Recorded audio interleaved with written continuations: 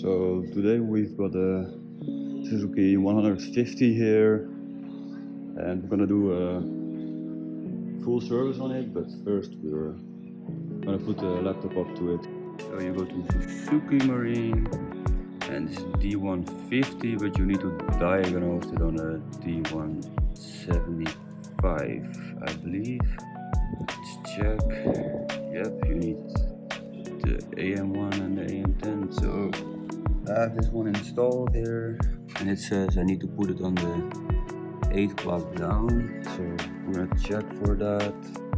Probably the orange wire, because this one doesn't have one. So it's the opposite around. You can also actually see it on these things here. So I've put that one in here. I'm not sure if I actually have the ignition turned on, so let's do that. Yep, confirm, and now we're gonna wait for any fault codes, and there is no fault codes actually, but the customer wanted to see how many hours it's got, so we're gonna do that. Engine history, how many hours it got. Shit ton of hours. No, it's not that bad. It has 778 hours or 87 hours, so it's not that crazy. So we are first gonna remove the side covers. So you remove this bolt here, there's a few other bolts like here, here, there, and a few more. So remove the first panel, make sure you get this off, and just like that it's off. Now the other side. First always put the engine up like all the way up, so it can drain the oil from the power head. I already did that, so I'll turn it a bit down and then remove the plug here, and the oil will start coming out. While the oil drains, we can remove this cover like I just did, and maybe start taking off the coils and then change out the spark plugs.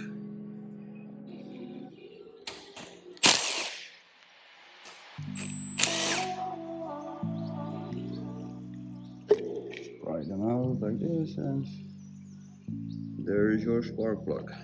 So all of them are out, so I'll remove the spark plugs, turn them anti-clockwise like almost everything. So this one was pretty loose already, which is good. So just get them out like this. See if it's loose? Yes, it's loose, and this is how it comes out. So this is the spark plug. This is actually a really, the focus is really clean spark plug. You can see it's a little white, which is good actually. This means that it had good combustion, and let's see how the other three are. I've got all the parts from the Suzuki maintenance kit. So yeah, let's get the spark plugs and put them in. So first you need to make sure that you gap them. I already did that on this one. Here's a feeler gauge. So you put it in between here and it goes snug, and it's pretty good. With two hands it's pretty hard, but you can see it fits in quite tightly, so that's pretty good. So when you gap them, you can put them in. Make sure you just put it in by hand, so you don't cross thread it. Just let the plug do its work and get it in. So it's not that hard, just actually turn it and it will go in. So now it's tight in there, then you use the ratchet to make it a bit tighter. Just hand tight actually, don't make it too tight. So this is about hand tight as it needs to be. Yeah. So I've replaced all the spark plugs, and now it's time to get the coils back in. So just how they came out, and you just put them in. Make sure they go on the spark plug, which is not really possible to not go on the spark plug because they will not go in. So now that they're back on, we're gonna replace this oil filter because the oil is already drained, I see. So the last guy that did the oil service on this one did it really good because it was not even really tight. So I didn't even have to use the wrench almost, so that's good. Then get a new one. Remove the plastic seal because if you forget that you will have big problems. So use a bit of this oil and just screw it back on, and that's it. Put some lube on it, so I'll just install it now again like this. Just turn it clockwise till it seats and then make it hand tight. Now I'll remove the fuel filter. It's actually not that hard, just remove it here. Remove the both clips or like loosen them. Get a new filter, which I have right here, and then put it on, and that's actually it. So I remove this rubber band from there. You put it on here because it needs to go back on here. So yeah, now you just put it on the way it came off, and if you don't know that anymore how it came off, there's basically arrows there. I don't know if there's an arrow here. There's no arrow here, but this is just the intake. This is the X, like where it goes out. So because the arrow goes out there. So it's on again. We'll put the clamps back on. So it just seals tight again. So there. This. Now we're gonna replace the anodes or inspect them. I have new ones, so I'm just gonna replace them. There's 5. So I can do some rings, like sealing rings, yes. So I loosened them up, just rotate them and wiggle them out. So this is the old anode, which is not that bad,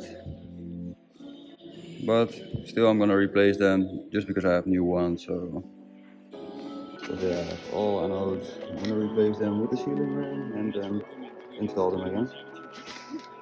So I've replaced all the anodes and all the O-rings. Make sure you grease them up before you install them again. First actually clean up these holes.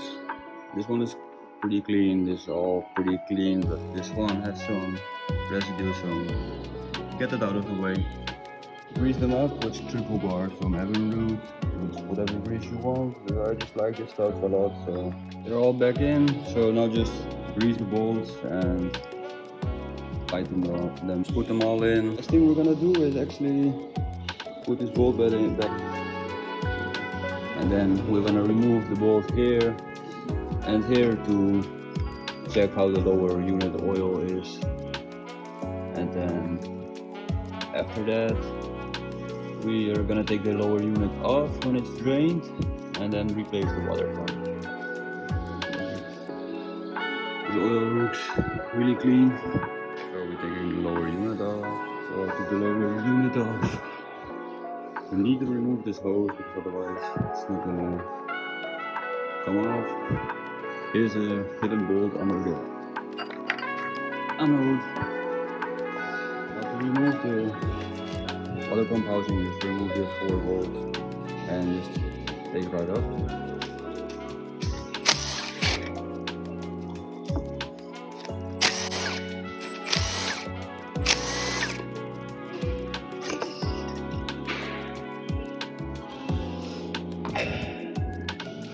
So this is the old impeller. So it's that. So it's on like this.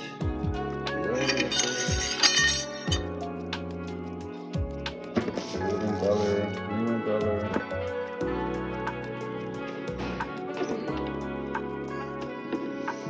See what the keyhole is and line it up with the key here. So I put the gasket in and just use grease because otherwise it will not sit. And then you put this little thing in. So when installing, it's the best way to push this down and turn it clockwise. I cannot do this with one hand.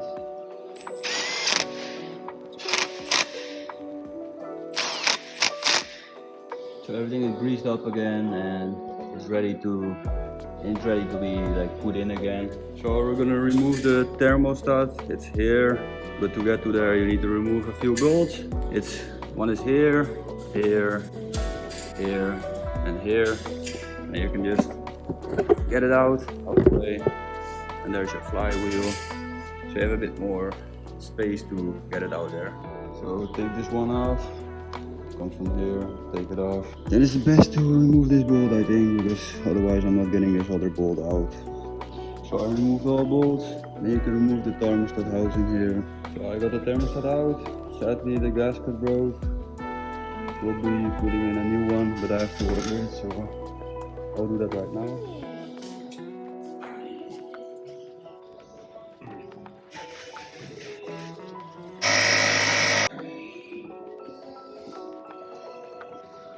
Install the thermostat again. I'll put the cover on.